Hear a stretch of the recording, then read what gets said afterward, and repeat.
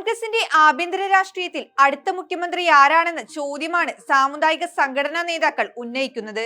ഒരേ സമയം മുൻ പ്രതിപക്ഷ നേതാവ് രമേശ് ചെന്നിത്തലയ്ക്ക് പിന്തുണ പ്രഖ്യാപിച്ചുകൊണ്ടുള്ള NSSന്റെയും SNDPയുടെയും നിലപാടുകളാണ് നിയമസഭാ തെരഞ്ഞെടുപ്പിന് 1.5 വർഷം ബാക്കി നിൽക്കെ കോൺഗ്രസിലെ ഗ്രൂപ്പ് പോര് ആളിക്കത്തിക്കുന്നത്.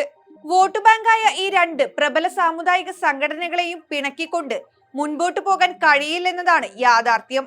എന്നാൽ ഇതേ സമയം ഈ വിഷയത്തിൽ തന്ത്രപരമായ നിലപാടാണ് രമേശ് ചെന്നിത്തല സ്വീകരിച്ചത്. മന്നം ജയന്തി ആഘോഷ പരിപാടിയിലേക്ക് NSS തന്നെ ക്ഷണിച്ചത് അഭിമാനകരമാണെന്നായിരുന്നു ചെന്നിത്തലയുടെ പ്രതികരണം. അപകടം മനസ്സിലാക്കി ഒരു ചുവട് പിന്നോട്ട് വെക്കുകയായിരുന്നു പ്രതിപക്ഷ നേതാവ് VD സതീശൻ. തന്നെ വിമർശിക്കാൻ സാമുദായിക നേതാക്കൾക്ക് സ്വാതന്ത്ര്യമുണ്ടെന്ന് VD സതീശന്റെ പ്രതികരണം ഭാവിയിലെ എതിർപ്പ് ഒഴിവാക്കാനാണെന്നാണ് നിരീക്ഷണം. അതേസമയം വിഷയത്തിൽ പ്രതികരിക്കാൻ AICC സംഘടനാ സെക്രട്ടറി KC വേണുഗോപാൽ തയ്യാറായില്ല. VD സതീശനും KC വേണുഗോപാലും ചേർന്ന് രമേശ് ചെന്നിത്തലയെ സംസ്ഥാന രാഷ്ട്രീയത്തിൽ അപ്രസക്തനാക്കുന്നതിനിടയിലാണ് ചെന്നിത്തലയ്ക്ക് പിന്തുണ പ്രഖ്യാപിച്ച് NSSും SNDPയും രംഗത്ത് വന്നത്. മന്നം ജയന്തിയിലേക്ക് NSS ക്ഷണിച്ചതിനോട് രമേശ് ചെന്നിത്തല പ്രതികരിച്ചത് ഇങ്ങനെയായിരുന്നു: പരിപാടിക്ക് ആരെ ക്ഷണിക്കണമെന്നത് NSS ആണ് തീരുമാനിക്കുന്നത്. ക്ഷണം സ്വീകരിച്ച് താൻ പരിപാടിയിൽ പങ്കെടുക്കും. സാമുദായിക സംഘടനകളെ ബഹുമാനിക്കുന്ന പാർട്ടിയാണ് കോൺഗ്രസ്. ഇതോടെയാണ് തനിക്കെതിരെയുള്ള അണിയറ നീക്കം മുൻകൂട്ടി കണ്ടുകൊണ്ട് താൻ വിമർശനത്തിന് അതീതനല്ലെന്ന് ആവർത്തിച്ച് VD സതീശൻ രംഗത്തെത്തിയത്. സമുദായ നേതാക്കൾക്ക് വിമർശിക്കാൻ സ്വാതന്ത്ര്യമുണ്ട്.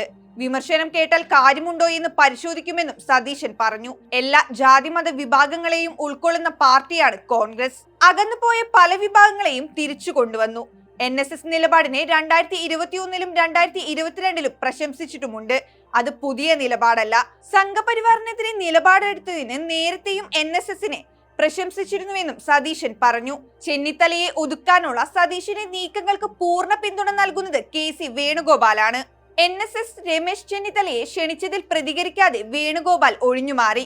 ഇതിൽ മറുപടി പറയാനല്ല തന്റെ വാർത്താ സമ്മേളനമെന്നും അദ്ദേഹം പറഞ്ഞു. KPCC പുനഃസംഘടനയിൽ മറുപടി പറയേണ്ട വ്യക്തി ഞാനല്ല.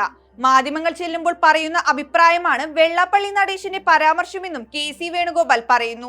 ഇത് അവരുടെ അജണ്ടയാണെന്ന് തോന്നുന്നില്ലെന്നും വേണുഗോപാൽ പറഞ്ഞു. വിഷയത്തിൽ പരസ്യ പ്രതികരണം നടത്തേണ്ട എന്നതാണ് ലീഗ് നേതൃത്വത്തിന്റെ നിലപാട്.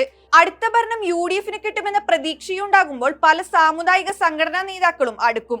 പക്ഷെ ലീഗിനൊരു തീരുമാനമുണ്ട്. തെരഞ്ഞെടുപ്പ് സമയമായ ലീഗ് അത് തുറന്നു പറയുമെന്നും PK കുഞ്ഞാലിക്കുട്ടി ഈ വിഷയത്തിൽ പ്രതികരിച്ചിട്ടുണ്ട്.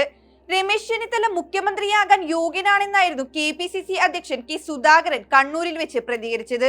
എന്നാൽ VD സതീശനെതിരെയുള്ള വെള്ളാപ്പള്ളിയുടെ പ്രസ്താവന അദ്ദേഹം തള്ളുകയും ചെയ്തു.